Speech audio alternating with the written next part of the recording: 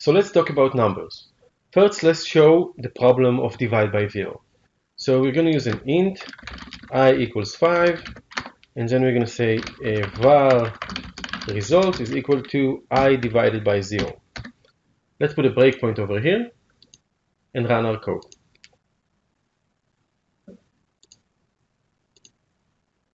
So we can see that before we got to our line, I is equal to 0, because it is a struct, it's not a class, it's not a nullable type, it will default to 0.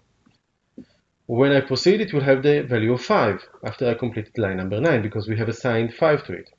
But when I try to perform I divided by 0, I will get the exception.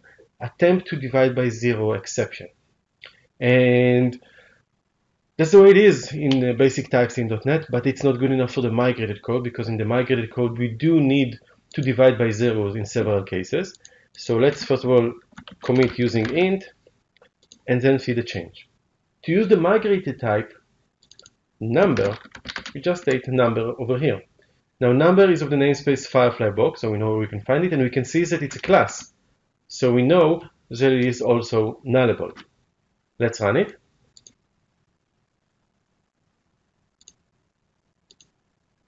So at first, I is null, because number is a class and it's nullable. We assign it to 5 in this line, so it has 5, and when we divide it by 0, the value remains 5. So we see the basics behavior of number. Now let's talk about several more useful things about number. First of all, a number has a toString method that we can use. So I can do here I dot. Notice I'm in the watch window and I can write some code here and it will work quite well. And I can say here toString. When I do that, I will get that number as a string. But the toString method can also get a parameter of format. And here we support all the formats that you know and love and used for years. So for example, I can say here 3.2. Okay, and the string will be 3 characters left of the decimal point and 2 characters to the right of the decimal point with a 0.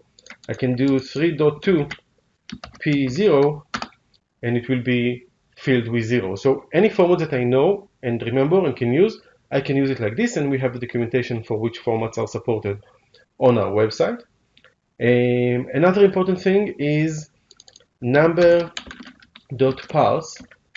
which will convert a string into a number. So if I'll do here 3.2 and I will ask it to parse it with the format of 1.1, I will get the number 3.2, which I can then add a value to it. Okay, it's similar to the str method that you may have known in Magic.